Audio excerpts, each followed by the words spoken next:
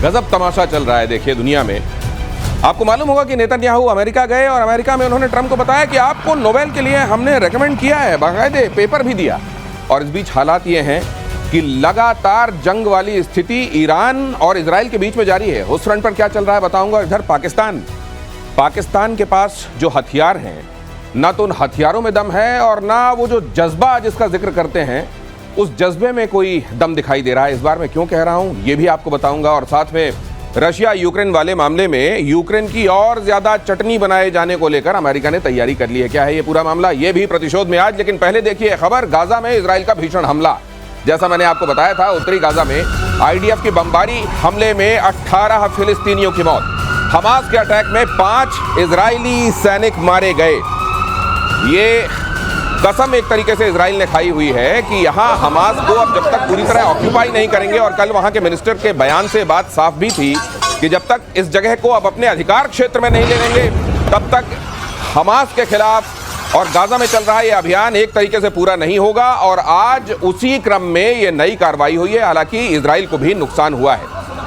यहां आप देख रहे हैं गाजा में इजराइल का ये भीषण हमला, उत्तरी गाजा में आईडीएफ की बमबारी, हमले में 18 फिलिस्तीनियों की मौत, हमास के अटैक में 5 इजरायली सैनिक भी मारे गए हैं। मेरे साथ जुड़ रहे हैं मेजर गौरव आर्या और एयर मार्शल पीके श्रीवास्तव। आप दोनों का बहुत स्वागत है। गुड इवनिंग, जय हिंद। अब ये हम कल भी जिक्र कर रहे थे कि ये पूरा प्लेन किए बगैर मानेंगे नहीं। ये नॉर्थ गाजा में एक बार फिर से कार्रवाई, क्योंकि पहले नॉर्थ से शुरू हुआ था मामला, साउथ तक गया था, कहा गया लगभग वाइप आउट कर दिया गया है। एक बार फिर नॉर्थ में कंसंट्रेशन और एक बार फिर से ये संघर्ष जिसमें इजरायली सैनिक भी मारे जा रहे हैं। बिल्कुल दिनेश, आप एकदम ठीक बात कर रहे हैं। देखिए, हमने पहले भी ये बात डिस्कस करी थी कि जब तक ट्रूप्स ऑन द ग्राउंड नहीं होंगे आप ऑक्यूपाई नहीं कर सकते। आप हवा से बमबारी करेंगे, आप टारगेट को सॉफ्टन अप कर सकते हैं, आप आर्टिलरी मारेंगे, आप टारगेट को, जो भी टारगेट है, गाजा ही मान लीजिए, आप इसको मुलायम कर सकते हैं, आप मुलायम कर सकते हैं, लेकिन आप उस पर कब्जा नहीं कर सकते। कब्जे के लिए आपको इन्फेंट्री अंदर भेजनी पड़ेगी, आपको टैंक्स अंदर भेजने पड़ेंगे, टैंक्स ठोकेंगे, सब कुछ बर्बाद करेंगे, इन्फेंट्री जाके वहां पे झंडा गाड़ेगी। जब वहां पे इजरायली फौजी खड़ा हो जाएगा उस जमीन के ऊपर, तब माना जाएगा कि वो जमीन इजरायली हो गई है, उसके पहले नहीं हो सकता। It's impossible. इसी खबर का एक अगला चरण भी देख लीजिए। गाजा में इजरायली ऑपरेशन का नया राउंड, मिट्टी में मिलाए जा रहे हैं हमास के ठिकाने। पहले बमबारी की, फिर बुलडोजर चलाया इजरायली सेना ने, जो एक तरीके से वहां पहले ही बमबारी में डैमेज हो चुके हैं मकान, उनको अब वो हटा रहे हैं। यही शायद कह रहे हैं मेजर गौरव आर्य कि आप सॉफ्टन अप कर सकते हैं। पहले आपने टारगेट को सॉफ्टन अप कर दिया, एक तरीके से उनको खंडहर बना दिया, लेकिन उनको डेमोलिश करना ताकि दोबारा वहां बसाहट ना हो जाए और उसको अपने अधिकार क्षेत्र में लेना, शायद यही इसका इंटरप्रिटेशन है। बिल्कुल सही है दिनेश, जो गौरव ने कहा बिल्कुल सही बात है। जब तक आप बूट्स ऑन द ग्राउंड लेके नहीं जाएंगे, उनकी जो छोटी छोटी टुकड़ियां हैं हमास की, उनको कैसे नेस्तनाबूद करेंगे। और जो टनल का टेरर नेटवर्क बना हुआ है, टनल्स को भी तो कब्जे में करना है। इनके ज़्यादा छोटे छोटे ठिकाने जो थे वो मस्जिदों में थे, अस्पतालों में थे, स्कूलों में थे। हर जगह घुसना पड़ेगा, हर दरवाजे पर दस्तक देनी पड़ेगी, और ये काम चला आ रहा है, करना पड़ेगा। इसको ये बिगिन डॉक्ट्रिन भी बोलते हैं। जिनके प्राइम मिनिस्टर बिगिन थे, उनके नाम पे बिगिन डॉक्ट्रिन बोलते हैं कि हवाई हमले तो सिर्फ उसको सॉफ्टन अप करने के लिए हैं। आपने वो हटाया, जिससे जब फौजें जा रही हैं तो उनको ज़्यादा रेजिस्टेंस नहीं हो। और जो आज की घटना हुई है, जो आप बता रहे हैं कि 5 इजरायली मारे गए, ये तो शायद पहले भी गौरव ने एक बार कहा था कि जब इस आप उसमें लगेंगे मुहिम में, तो कुछ दुर्घटनाएं या आपके ऊपर भी वार होगा, लेकिन ये तबाही तो होके रहेगी। और अगर ये अस्तित्व की लड़ाई है तो फिर ये कीमत चुकाने के लिए तैयारी भी होनी चाहिए। अगली खबर आपको बताता हूं, ईरान पर नेतन्याहू का बहुत बड़ा बयान। ईरान के एटमी और मिसाइल वाले खतरों की तुलना उन्होंने ट्यूमर से की। उन्होंने कहा कि ट्यूमर को हटा दिया, लेकिन निगरानी होते रहना जरूरी है। नेतन्याहू ने कहा, ईरान के खिलाफ ऐतिहासिक जीत हमने हासिल की है। ये कई बार यहाँ एयर मार्शल पीके श्रीवास्तव भी ये कहते हैं कि इस तरह के लोगों का जो इलाज है, और ये मेजर गौरव आर्य भी कहते हैं कि इनको एंटीबायोटिक या उनको साइक्लिक कीमोथेरेपी देते रहना बहुत जरूरी है। लेकिन सर ये साइक्लिक कीमोथेरेपी कितने दिनों तक देते रहेंगे? क्या इनकी जब तक ये इजराइल वजूद अपना बचाने की लड़ाई लड़ रहा है, तब तक ये लड़ाई भी क्या अनवरत चलेगी? एटर्नल है ये?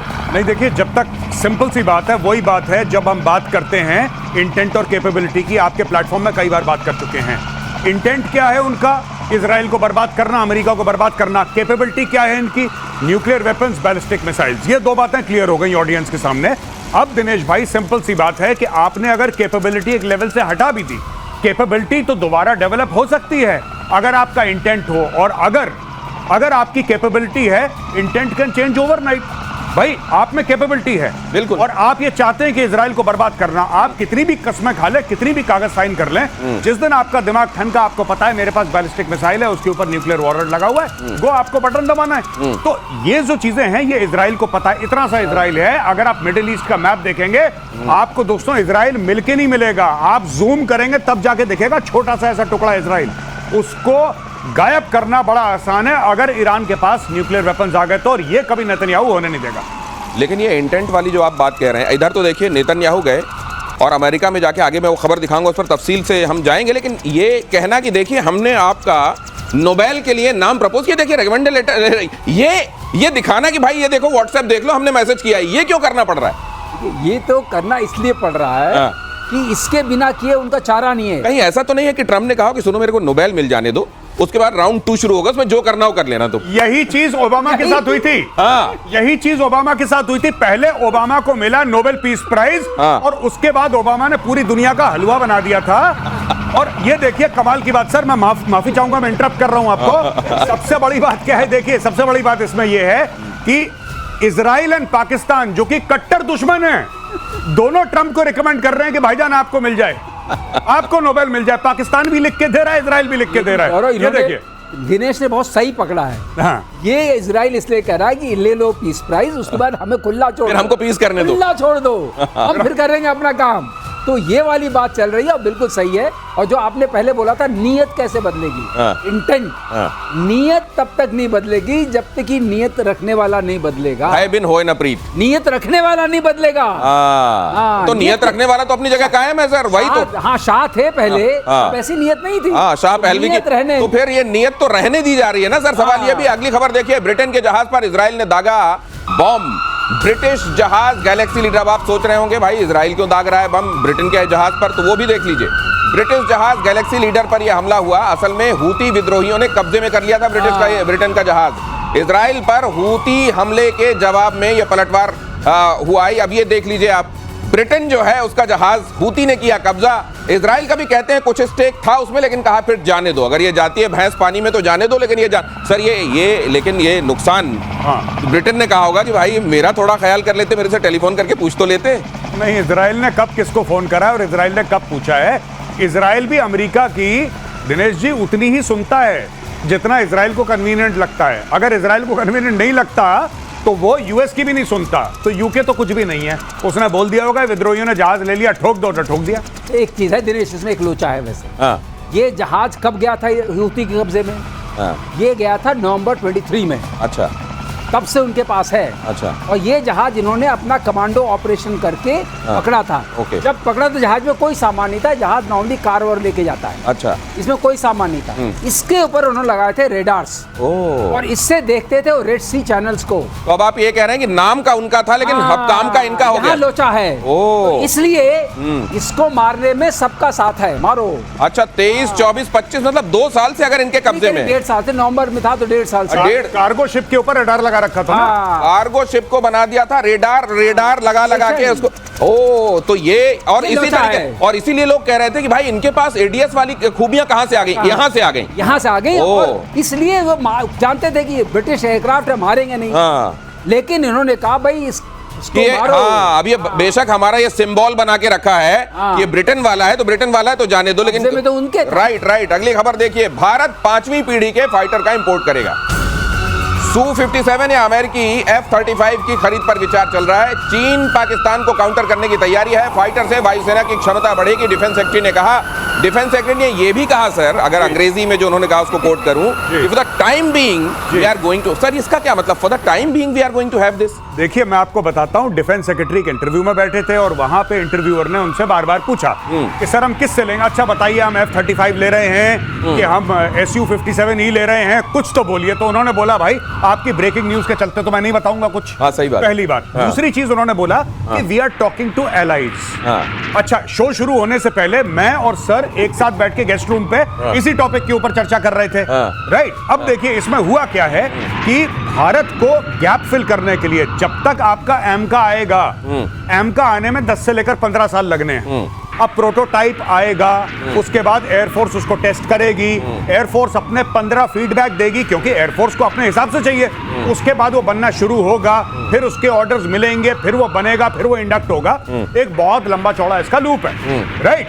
फिलहाल अगर आपको क्लोज करना है गैप तो आपको 5th जनरेशन फाइटर चाहिए, साफ सीधी बात है, आपको चाहिए। अब किससे भारत लेगा, दैट इज $1 मिलियन क्वेश्चन। लेकिन डिफेंस सेक्रेटरी साहब ने एक जिसको बात ये कह दी ना कि ये बात हम सबके सामने थोड़ा ना डिस्कस करेंगे, और हम एलाई से एलाई किसको बोला, रशिया को बोला कि अमेरिका को बोला, ये वो जाने he does not know, he is saying कि नहीं हम नहीं बता सकते। नहीं, लेकिन अब ये डॉट्स इसी का नाम है स्ट्रेटजिक एम्बिग्विटी। स्ट्रैटेजिक एम्बिग्विटी, ऐसा बोलो लोग समझे नहीं। रणनीति का स्पष्टता। अब ये रणनीति का स्पष्टता अगर है तो सर ये बताइए, लोग हमारे देश में इतने मैच्योर तो हैं कि इसमें से भी स्पष्टता निकाल लें। अब लोग ये कहने लगे कि this is going to be Su-57 period. अब लोग ये क्यों कहने लगे, क्योंकि उनको ये मालूम है कि असल में एलाई कौन है। नहीं, इसमें भी एक तोड़ है, इसमें भी एक लोचा है। अगर आपने F-35 ले लिया तो F-35 के साथ ITAR भी आपके साथ आ जाएगा, उसका रेगुलेशन आ जाएगा। फिर वो बोलेंगे and use restriction, source code नहीं देंगे कि आप जहां इसको इस्तेमाल करेंगे हमें बताएंगे। तो जहाज आपने खरीदा, पैसे आपने दिए, बताएंगे वो किसको मानना है। दूसरी बात टेक्नोलॉजी ट्रांसफर करेंगे नहीं, और जिस दिन मन में आया ट्वीट कर देंगे कि आज से इंजन बंद। आप भी कह रहे हैं कि वो लोग जो गैस कर रहे हैं वो ठीक ही गैस कर रहे हैं, इसलिए कर रहे हैं। तो इसलिए Su-57, हालांकि दोनों का कंपैरिजन हम आपके सामने रख रहे हैं। यहाँ एक बार फिर से वो ग्राफिक प्ले कीजिए। यहाँ पर देखेंगे Su-57 या F-35, इन दोनों की ही ये खासियतें हैं। अब अगर इनमें से खासियत के हिसाब से देखना हो तो अभी आप F-35 का हाल अभी केरला में आपने देखा है ताजा, लेकिन Su-57 को लेकर भी क्या क्या चीजें हैं एम आर्शल श्रीवास्तव सर, अब अगर मेरिट्स के हिसाब से देख लें हम, तो कौन हमारे लिए ज्यादा अच्छा? देखिए, मेरिट एक चीज में है, आत्मनिर्भरता। तो आपको कम से कम इतना आत्मनिर्भर तो आपका दोस्त रशिया ही बनाता है कि ले जाओ और फिर तुमको देखना है क्या करना है। उसने प्रॉमिस किया है हम सोर्स कोड्स दे देंगे, उसने प्रॉमिस किया है हम टेक्नोलॉजी दे देंगे, उसने प्रॉमिस किया। लेकिन इसमें कमजोरी क्या है, इसमें रेंज ज्यादा है, वेपन कहीं ज्यादा है, बहुत ज्यादा है, ये थोड़ा स्टेल्थ फीचर में उससे कम पड़ता है। ठीक है, तो आप कह भी चुके हैं कि स्टेल्थ से उतना क्या फर्क पड़ता है। अब आपको मैनेजमेंट करना है, तो आत्मनिर्भरता सबसे बड़ी चीज होगी जो हमें जियोलोकेट करने देगा, जहाँ हमारी प्रोडक्शन मिलेगी, हमारी इंडस्ट्री डेवलप करेगी, वही हमारे लिए कारगर है। तो एक चीज कह लूं मैं, प्लीज। मैंने इसके बारे में ट्वीट करा था, और मैंने ट्वीट में यह बोला था कि आप अमेरिकन इक्विपमेंट जो है वो रशियन इक्विपमेंट से ज्यादा रिलायबल है, लेकिन रशियंस जो है वो अमेरिकन से ज्यादा रिलायबल है। ये बात है। अरे वाह, क्या बात कही है, सही बात। ये कहा जाता है कि अमेरिकन टेक्नोलॉजी जो है वो ज्यादा रिलायबल है, सोफिस्टिकेटेड है, हालांकि रशियन टेक्नोलॉजी को रगड माना जाता है। दिस इज अमेजिंग, है ना। लेकिन दूसरी तरफ अगर रिलायबिलिटी की बात आप कर रहे हैं तो रशिया एनी डे हमारे लिए ज्यादा रिलायबल है कंपेयर टू अमेरिका। ट्रम्प आप जानते हैं कैसे हैं, और उस तरीके से आप देखें और ये डॉट्स मिलाएं तो Su-57 is going to be here soon. लेकिन ये तो सरकार ही जानती है, डिफेंस सेक्रेटरी जानते हैं कि आखिरकार उन्होंने क्या फाइनलाइज किया है। अगली खबर देखिए, अमेरिकी राष्ट्रपति ट्रंप ने एक बार फिर से भारत पाकिस्तान सीज फायर का जिक्र किया। ये भाई साहब लगता है सारे रिकॉर्ड तोड़ देंगे, एक Guinness book of world record इसको भी शामिल करेगा कि इतना मेंशन कभी किसी राष्ट्रपति ने नहीं किया। कहा अमेरिका के हस्तक्षेप से हालात काबू में, व्यापार के दबाव में युद्ध विराम। ट्रंप ने कहा, सर मुझे एक चीज हाथ जोड़ ले रहा हूं, व्यापार ने लाचार कर दिया है। ये बड़ा ये क्या इन्होंने सर महीने भर के कैलेंडर में गोले लगाएंगे, इस दिन 8:37 पे यही बात कहनी है, उस दिन सुबह ये बात कह दी, ये कितने बार ये बात करेंगे पता नहीं। मुझे लगता है ट्रंप के साथ कोई प्रॉब्लम है और ट्रंप चाहता है कि भारत दोबारा पाकिस्तान को ठोके और फिर जब लड़ाई बंद हो बोले कि मैंने एक लड़ाई में 2 सीज फायर कराए। ये पता नहीं क्या चाह रहा है। ये 18-19वीं बार बोल चुका है ये। I think it's close to 20 times.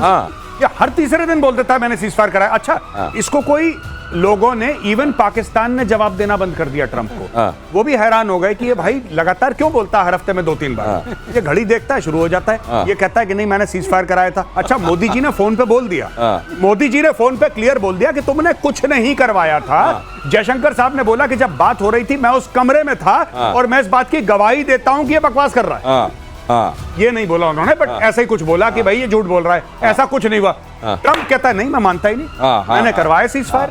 नहीं, मुझे एक चीज और लगती है कि इसको हमको हमेशा ब्रैकेट में लिखा हुआ पढ़ना चाहिए, मुझे नोबेल दे दो। इसमें ब्रैकेट में हमेशा ये लिखा होता है मुझे वो जो कह रहे हैं ना कि मैंने सीज फायर कराया, आपने कुछ रिएक्ट नहीं किया या कहा आपने नहीं कराया, हमने खुद ही किया है, पाकिस्तान से फोन आया था, नहीं मैंने सीज फायर, उसमें हर बार ये लिखा होता है कि मुझे नोबेल दे दो। अब एक चीज और है जी। वो जो हिंदी चीनी भाई भाई का एक बार नारा लगा था, जी जी, ये नारे तब लगते हैं और टॉप फ्लोर में चढ़कर अपने टॉप वॉइस में तब लगते हैं जब वो नकली होते हैं जी। और ये जितनी बार ये बात कह रहे हैं बिल्कुल सही, ये है नहीं, इसीलिए उनको कहना पड़ रहा है। मैं सबसे बढ़िया एक बात बताता हूं, एक जुगाड़ बताता हूं, भयानक, मजा आ जाएगा आपको सुन के। आप एक काम करिए, पाकिस्तान जैसे ही कुछ गड़बड़ करता है या गड़बड़ ना भी करता है, आप पाकिस्तान को ठोक दीजिए। आप पाकिस्तान को जबरदस्त ठोकिए, उसका कराची वराची जहां पे आग लगानी आग लगाओ। अच्छा, इमीडिएटली ट्रंप आएगा, बोलेगा सीज फायर, कह रहा ठीक है साहब सीज फायर। तो देखिए, ट्रंप ये नहीं कह रहा कि पाकिस्तान को मत ठोको, वो कहता है कि जब मैं बोलूं तब रोक देना। आप उसको टाइम मत दीजिए ना कि हम प्लान कर रहे हैं, हम मारेंगे, कुछ नहीं, चुपचाप जाके कड़क कड़क कड़क 3 मारे और उसके बाद ट्रंप ने बोला सीज फायर। कहना साहब देखो, आपको तो नोबेल मिल के ही रहे। हम लड़ाई रोक रहे हैं, ट्रंप ने बोल दिया बस। दिनेश, मुझे ये स्ट्रेटजी बिल्कुल पसंद आई। इसमें पॉज भी है, इसमें कंटिन्यूटी भी है, निरंतरता जिसे निरंतरता बड़ी आवश्यक है। और ये नोबेल, आपको नोबेल मिलने तक पाकिस्तान की पिटाई जारी रहेगी। और उधर नोबेल मिलता तो दिखाई दे नहीं रहा है। इजराइल ने अमेरिकी राष्ट्रपति डोनाल्ड ट्रंप को नोबेल शांति पुरस्कार के लिए नॉमिनेट किया है। ट्रंप नोबेल पीस के लिए योग्य उम्मीदवार है, नेतन्याहू ने कहा। ट्रंप को यह पुरस्कार दिया जाना चाहिए। इजरायली पीएम ने ट्रंप को एक चिट्ठी भी सौंपी। नोबेल कमेटी को भेजी गई चिट्ठी की कॉपी अमेरिका के दौरे पर वॉशिंगटन में है इजरायली प्रधानमंत्री बेंजामिन नेतन्याहू। ये मैं पहली बार देखा, मतलब मैंने तो नहीं देखा कि कोई किसी को रेकमेंड करे और लेटर जाके सार्वजनिक रूप से, भाई साहब ये देखिए आपके रिकमेंडेशन का लेटर मैंने भेजा।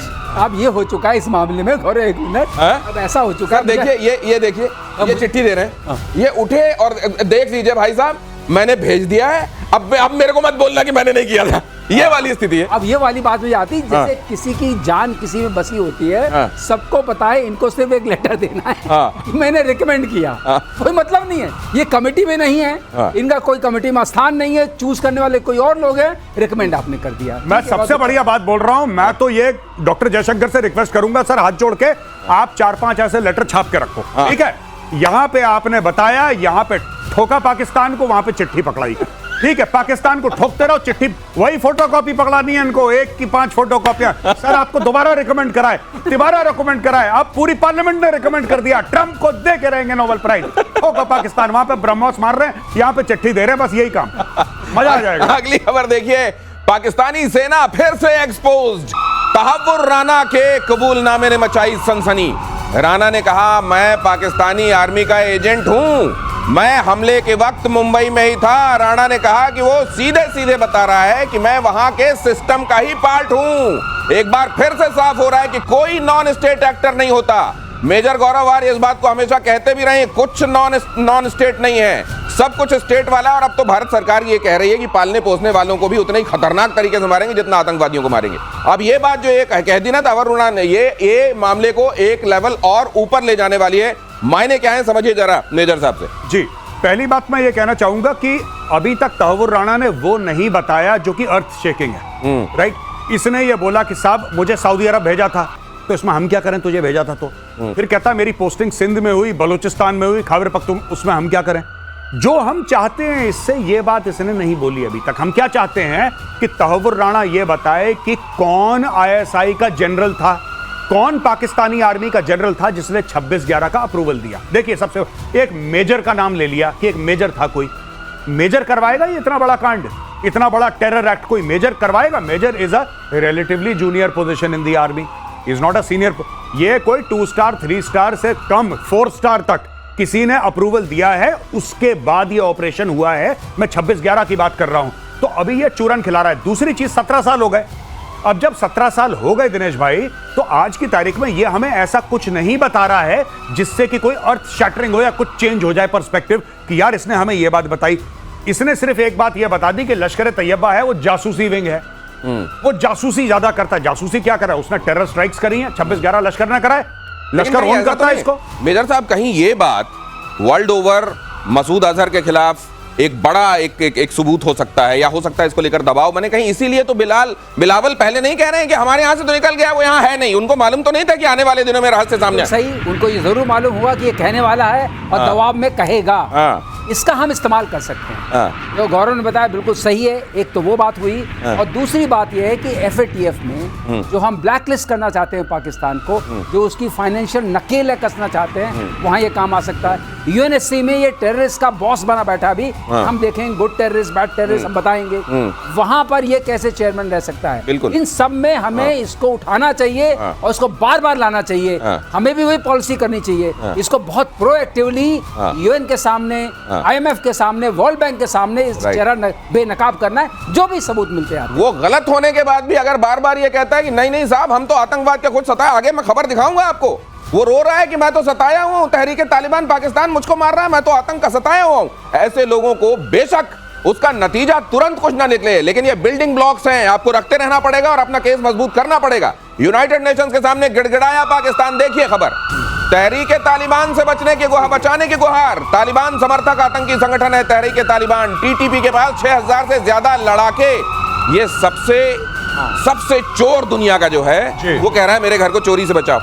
भाई साहब, तहरीक तालिबान का जो नाम ले रहे हैं हम लोग, उसका पूरा नाम लीजिए, तहरीक तालिबान पाकिस्तान। उसके नाम में ऑफिशियली पाकिस्तान लिखा है, और तहरीक तालिबान जो कि एक टेरर आउटफिट है, जो कि एक आतंकी संगठन है, वो बड़े गर्व से कहता है कि वो पाकिस्तानी है। ठीक है, और उसका काम क्या है, वो चाहता क्या है, वो अटैक क्यों कर रहा है इनके ऊपर? वो कहता है कि तुम अपने आप को इस्लामिक रिपब्लिक ऑफ पाकिस्तान कहते हो, तुम इस्लामिक तो हो ही नहीं, तुमने शरिया नाफिज करा ही नहीं है। हम चाहते हैं कि तुम सब एक अच्छे मुसलमान बनो, और ये जो अटैक हो रहे हैं ये पाकिस्तानियों को तहरीक तालिबान पाकिस्तान का अच्छे मुसलमान बनाने का एक प्रोसेस है। और उनको लग रहा है डर, क्या कि कहता है यार दर्द बड़ा होता है इस प्रोसेस में, अच्छा बनने का। कह रहा नहीं नहीं। मैं एक और बात बताता हूं, तहरीक तालिबान पाकिस्तान, उनका एक आया था, एक स्टेटमेंट आया था कि खुदमुख्तारी सिर्फ अल्लाह की है, sovereignty belongs to Allah alone. वो कहते हैं कि पाकिस्तान का जो कानून है, जो पाकिस्तान का आईन है, पाकिस्तान का कॉन्स्टिट्यूशन, उनका संविधान, ये तो कह रहे हैं इंसान ने बनाया है, इंसान की लिखी हुई चीज हम थोड़ा ना मानेंगे। हमारे पास तो अल्लाह की दी हुई किताब है, हम उसको मानेंगे। That should be the constitution of Pakistan. ये लड़ाई है इनकी। मुझको लगता वो कह रहे हैं कि अपने नाम के आगे से इस्लामिक हटाओ, तुम अपने नाम से इस्लामिक हटाओ, क्योंकि तुम इस्लामिक हो ही नहीं। ये कह रहा है TTP उनको। तो मुझे ये लगता है कि ये ज्यादा शरीफ लोग हैं, कम से कम नाम के पीछे पाकिस्तान लगा के अपनी सही आइडेंटिटी तो बता रहे हैं। तहरीक तालिबान पाकिस्तान चाहे कुछ भी हो, आतंकी संगठन हो, they have far more character than the Pakistan army, far more character. Jamaatud Dawa, जैसे मोहम्मद, यहाँ पे पता नहीं TFR और न जाने किन किन नामों से ऑपरेट करने वाले ये जो छदमी हैं, उनके इन फर्जियों के मुकाबले कम से कम इस मामले में वो खरा है। खुल के हम ये हैं। पाकिस्तान में स्थापना हुई थी इनकी। अच्छा, ये कैसा लग रहा है आपको कि आतंकवाद से, जैसा अभी आपने मेंशन किया कि आतंकवाद से लड़ने के लिए इनको भाई साहब को देख रहे हैं, इनके हाथ में कमान UNSC में, और ये कह रहे हैं हमको तहरीक तालिबान से बचाओ, ये कैसा लग रहा है आपको? अच्छा लग रहा है, तरीके से अच्छा लग रहा है। अच्छा इसलिए लग रहा है कि जो चूरन ये दुनिया को देते हैं वो चाटना इनको पड़ रहा है। चूरन इन्होंने अपने ही घर में बनाया था, ये चूरन इन्हीं घर में बना था। अगली खबर देखिए, भारत के राफेल से चीन में दहशत, फ्रांस से खोली चीन की पोल, राफेल को बदनाम करने की रची थी साजिश, राफेल को गिराने का झूठ चीन ने फैलाया था। अब लीजिए, जितने लोग राफेल चिल्ला रहे थे, कितने गिराए, उधर भी और इधर भी, वो दोनों सुन लें, वो अच्छे से कान खोल के सुन लें कि खुद दसों ये कह रहा है कि एक भी नहीं गिरा। हाँ, एक टेक्निकल ग्लिच एक में आया था, उसकी जांच चल रही है। अब ये जब वो खुद बता रहे हैं, और ये भी बता रहे हैं कि चीन प्रोपेगेंडा कर रहा था सर जी। ये फाइटर जेट वाली बात, उससे आगे बियॉन्ड क्या है सर, हमारे दर्शकों को बताइए। उसके बियॉन्ड बात यह है कि जो हमने कल दिखाया था, आपके शो में दिखाया था ना, कि हमने स्पूफ किया, उनकी मिसाइल आई, कुछ हो नहीं पाया, उनका सब कुछ फेल कर गया है। अगर इनका फेल करेगा तो हमारा माल जो फेल कर रहा है, तो व्यापार, वही जो आजकल आप सुनते हैं ना, आचार के बाद से पहले व्यापार, तो व्यापार में दिमाग में आया, सारे चाइनीज, चाहे एयरक्राफ्ट हो, चाहे रेडार सिस्टम हो, चाहे मिसाइल्स हो, चाहे एयर मिसाइल, सबका दाम गिर गया। मेजर साहब, और वो लोग जो यहाँ पूछ रहे थे, एक चीज, आप सिंदूर ने इनके सिंदूर को मिटा दिया। इनका तो मिट गया, लेकिन इधर भी कई थे जो छाती पीट रहे थे। बताओ राफेल का बताओ, उनके बारे में भी थोड़ा बता दीजिए। नहीं साहब, ये तो ऐसे लोग करेंगे, कुछ तो लोग कहेंगे, लोगों का काम है कहना, और उनके साथ सीधी बात है। क्या विपक्ष में रहना हमेशा के लिए, या विपक्ष में भी रहेंगे कि नहीं? अगली खबर देखिए, ईरान पहुंचा चीन का कबाड़ HQ-9, चीनी एयर डिफेंस सिस्टम HQ-9 तेल के बदले ईरान ने, सोचिए, पैसे नहीं दिए, तेल भाई साहब जैसे वो गेहूं आप याद है पुराना वाला, कपड़े ले लो गेहूं दे दो टाइप से। इन्होंने कहा हमारे पास तेल है, तेल ले लो लेकिन HQ9 दे दो। उन्होंने कहा कौन सा, वो पाकिस्तान में जो इंडिया ने ऑपरेशन सिंदूर में जिसका चूरन बनाया था, हाँ वही दे दो, दिखाने के लिए कुछ तो रहेगा। तेल के बदले ईरान ने खरीदा HQ9, ऑपरेशन सिंदूर में फेल साबित हुआ था। ये फिर भी क्यों खरीदा? उधर इजिप्ट का समझ में नहीं आ रहा है मुझको, एक इनका भी समझ में नहीं आ रहा है। देखिए साहब, इनके पास था नहीं कुछ, हाँ इनके पास था नहीं कुछ। और क्यों इन्होंने HQ9 मांगा है? इसलिए मांगा है, और ये सर 25 बार बता चुके हैं इस शो में कि वहां पे इजरायली एयरफोर्स तेहरान के ऊपर रिफ्यूलिंग कर रही थी। ऐसे घूम रही थी जैसे कंपनी बाग में टहलता है कोई, क्योंकि नीचे कोई पूछने वाला था ही नहीं। अब इनको ये लगा कि साहब जल्दी जल्दी कुछ तो लो। अच्छा, इनको देगा कौन? आप ये बताओ। इनको अमेरिका तो इक्विपमेंट देगा नहीं, इनको इजराइल तो देगा नहीं, देगा कौन? China, right. अच्छा, तेल के एवज में रशिया से ले नहीं सकते क्योंकि रशिया के पास इनसे ज्यादा तेल है, तो किसको? रशिया के पास खुद तेल है। तो ये बात सही मेजर है। साहब, लेकिन एक बात बताइए, आप मेरे को पीट के चले जाएं, मेरे पास बंदूक नहीं है, तो मैं फिर भी दुनिया के सामने कह दूंगा कि मेरे पास देखो बंदूक नहीं थी, वो तो सशस्त्र आए थे जी। लेकिन अब मैं खिलौने की लेके चला जाऊं, फिर मेरे को पीटे तो हालत और खराब होगी ना कि इस बार तो बंदूक थी। दिनेश, इसमें एक और खास बात है, इसे सुनोगे तो और ताज्जुब पड़ो। इसमें भी एक्सपोर्ट वेरिएंट है, ये एक्सपोर्ट वेरिएंट तो एक्सपोर्ट वेरिएंट है। तो ये फिर खिलौने वाला ये क्यों ले रहे हैं? और इसके ऊपर तो वो जाके इसको तांडव करेंगे। ये चलिए ले लीजिए, कम से कम कुछ होना चाहिए दिखाने के लिए। ईरान इजराइल जंग को लेकर अब बहुत बड़ा खुलासा इस वक्त का देखिए। खामेनेई नहीं, पेजेश्कियान थे मोसाद के टारगेट पर। ईरानी राष्ट्रपति मसूद पेजेश्कियान ने खुद किया खुलासा। मसूद पेजेश्कियान ने कहा है हम बातचीत के लिए तैयार, लेकिन अमेरिका पर भरोसा कैसे? अब खुद पेजेश्कियान बता रहे नहीं, टारगेट ऐसा खामेनेई नहीं थे, टारगेट तो अब इसमें भी तो बड़ा बनता है ना आदमी कि टारगेट कौन था। टारगेट वो थे तो वो बड़े हैं, टारगेट अगर ये थे तो ये बड़े। मुझको वहां ये लड़ाई भी शुरू हो गई क्या? बिल्कुल बिल्कुल। अच्छा देखिए ना, बात यह है कि आइडियोलॉजिकल और सुप्रीम लीडर कौन है ईरान का? वो तो खामेनेई है। पेजेश्कियान तो आएगा, इसके बाद कोई और जाएगा, ये सब चलता रहेगा, ठीक है। और इसने, बट एक बात है सबकी, चाहे वो दुश्मन हो चाहे वो दोस्त हो, चाहे वो कैसे, सब यही पूछ रहे हैं यार अमेरिका पे भरोसा कैसे करें। देखना, अब ये भी यही करा, आप देख रहे हो ना, ये भी यही करा, ईरान भी यही कह रहा है अमेरिका पे भरोसा कैसे करें। भारत भी दबे लफ्जों में भारत भी कह रहा है यार इन पे कैसे भरोसा नहीं कह करें। रहे हैं हम अभी नहीं कह रहे, लेकिन हम इम्प्लाई कर रहे हैं, हम इम्प्लाई कर रहे हैं कि यार इनके ये अमेरिका, ये ट्रंप कल सवेरे बोल देगा, आपने ट्रंप को पैसा दे दिया, आपने बोला हमें F-35 दे दो, हमें 5 स्क्वाड्रन चाहिए, ये पैसा लेके बोलेगा कौन से पैसे, मुझे तो याद भी नहीं, सही बात बोल सकता है। बिल्कुल, अमेरिका ने रोक दिया था इजराइल का हथियार पैसे लेने के बाद, इसलिए मैं कह रहा हूं। अच्छा, ऐसे लोग बड़े खतरनाक होते हैं जी। ये कोर्ट में जाने के बाद ये साबित कर देते हैं कि साहब हम तो पागल थे, इनको ऊपर कोई आरोप भी आयद नहीं होता। ये अगर किसी का मर्डर भी कर दें इस तरह के लोग जो अनप्रेडिक्टेबल होते हैं, तो कहा जाता है अच्छा इनको कोई मानसिक विकार है, चलिए जाने दीजिए, तो है ही ऐसे, इनके दिमाग में खराबी है, खप्त है, फिर क्या कीजिएगा। अगली खबर देखिए, ईरान में ट्रंप नेतन्याहू के खिलाफ फतवा, 2 कट्टरपंथी मौलवियों ने जारी किया। यह बड़ी मजेदार खबर है, ध्यान से देखिएगा। जारी किया फतवा, दोनों नेताओं के कत्ल करने पर इनाम का ऐलान। फतवे में दोनों को बताया इस्लाम का दुश्मन। चंदे के जरिए अब तक 17 करोड़ से ज्यादा की उगाही। खामेनेई के करीबी हैं फतवा जारी करने वाले, क्राउड फंडिंग से खामेनेई। अब ये देखिए, अब मुझको लग रहा है ये जब जमा हो जाएगा तो कहीं रातों रात ये पता न चले कि गायब है वो जिन्होंने जमा कराया था। मैं बता रहा हूं आपको, ये इतनी बड़ी कॉमेडी है, मुझे तो हंसी आ रही है। जस्ट इमेजिन, आप कह रहे हैं कि नेतन्याहू और ट्रंप को मार दो, और आप कह रहे हैं कि मारने से पहले सबसे पहले चंदा इकट्ठा करो, क्योंकि चंदा जरूरी है, क्योंकि आप किसी ना किसी को तो पैसा देंगे। अच्छा, जो मुल्क HQ9 नहीं खरीद पा रहा, जिसके लिए तेल दे रहा है, अब मैं तो कह रहा हूं कि आप चंदा क्यों इकट्ठा कर रहे हैं? आप तेल दे दो, आप तेल दे दो, बोलो कि हम तुम्हें तेल दे देंगे, तुम मारने की कोशिश करो। ये अजीबोगरीब मामला है कि वहां पे मौलवी फतवा जारी कर रहे हैं कि नेतन्याहू को मार दो, इसको मार दो, उसको मार दो। अरे तुम्हारी फौज किसके लिए है? तुम्हारी फौज किसके लिए है? तुम्हारी इंटेलिजेंस एजेंसीज किसके लिए हैं?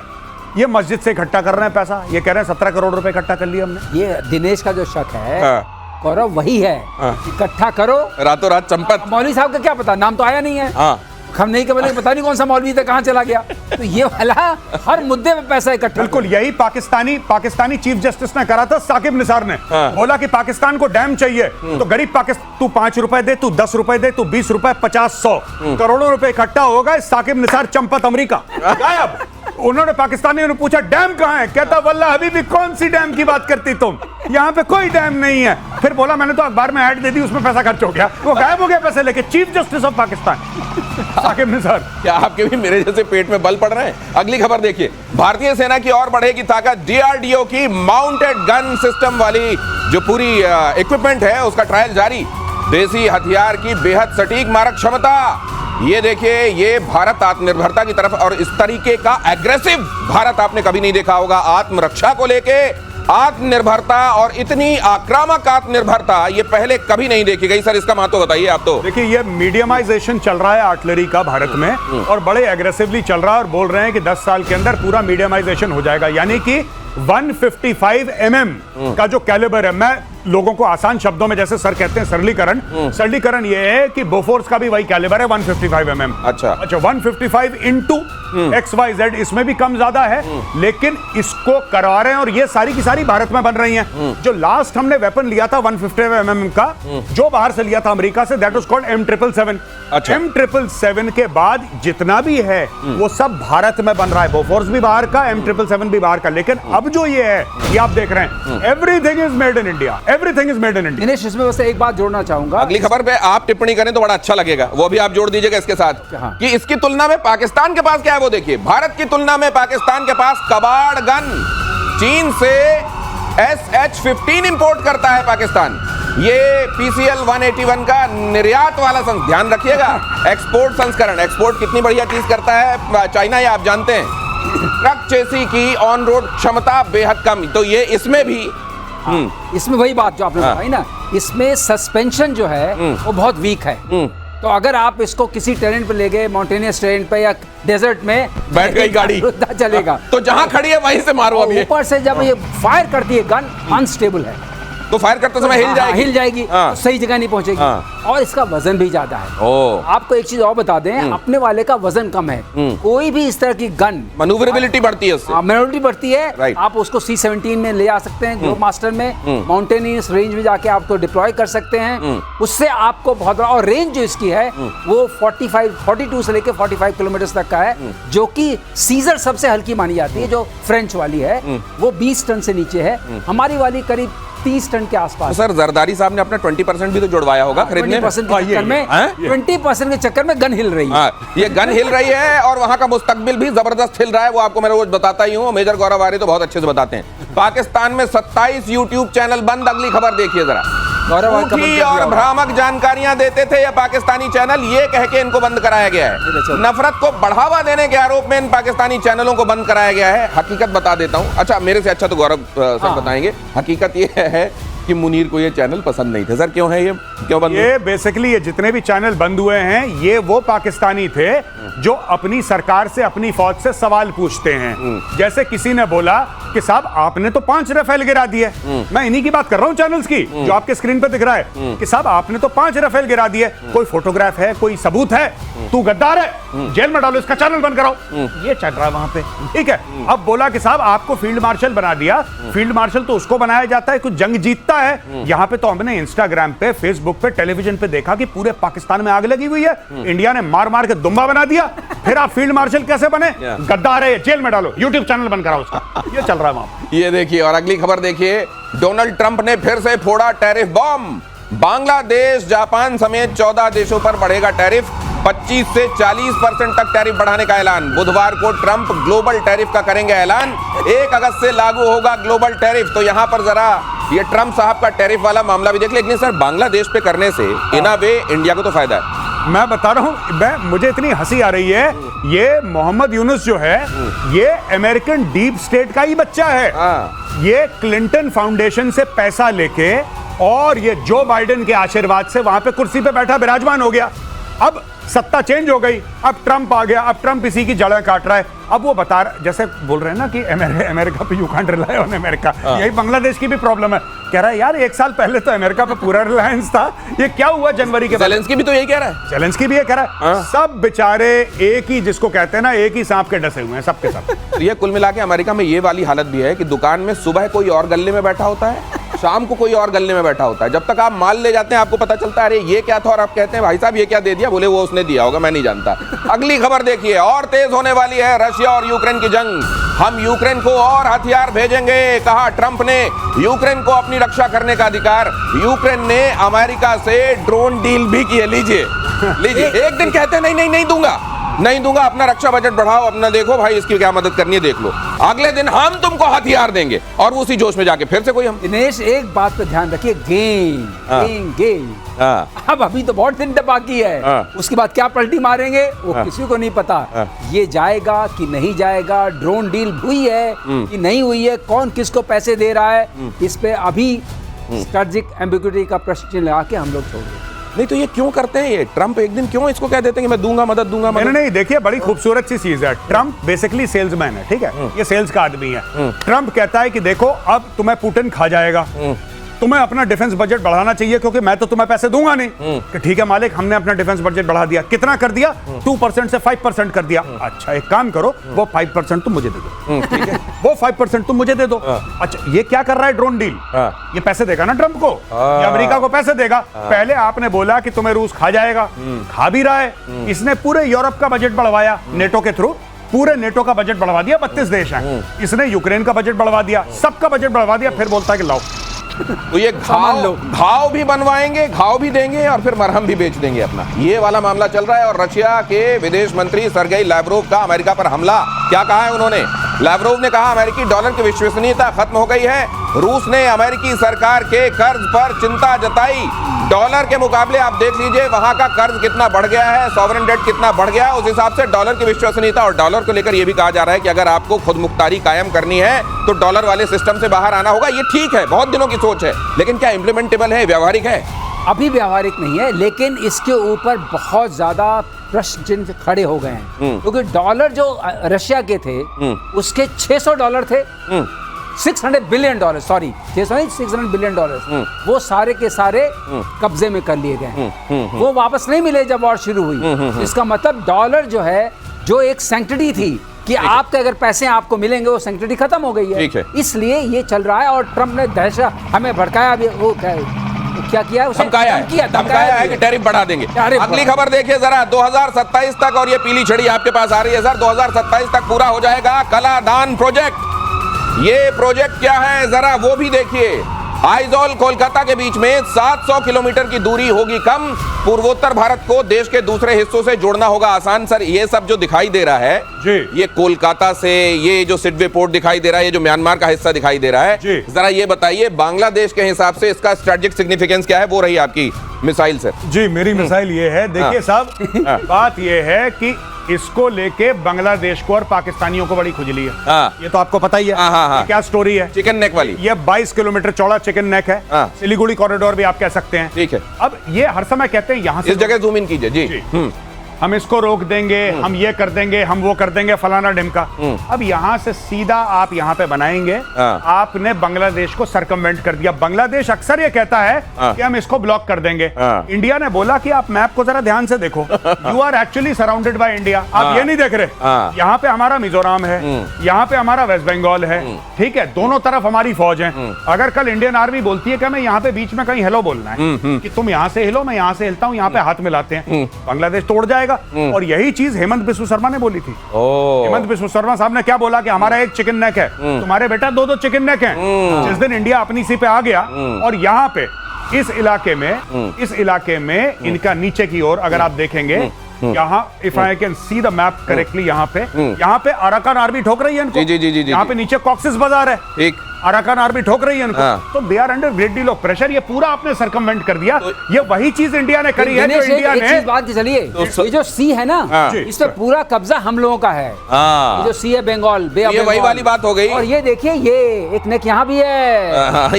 ये चिकन नेक अगर तुम कमजोरी के तौर पर हमारा बता रहे हो तो तुम्हारी कमजोरियां ज्यादा है। और तुम्हारा जो तुम कह रहे हो ना, सामने नहीं जाने दूंगा, आगे नहीं बढ़ने दूंगा, जिस कमरे में तुम खड़े हो वो हमारा कमरा है। कुल मिलाकर ये बताने सर बहुत धन्यवाद। प्रतिशोध में वक्त नहीं है, वरना और बात करने का मन था। आप सबका भी बहुत धन्यवाद प्रतिशोध के साथ जुड़ने के लिए। नमस्कार, जय हिंद।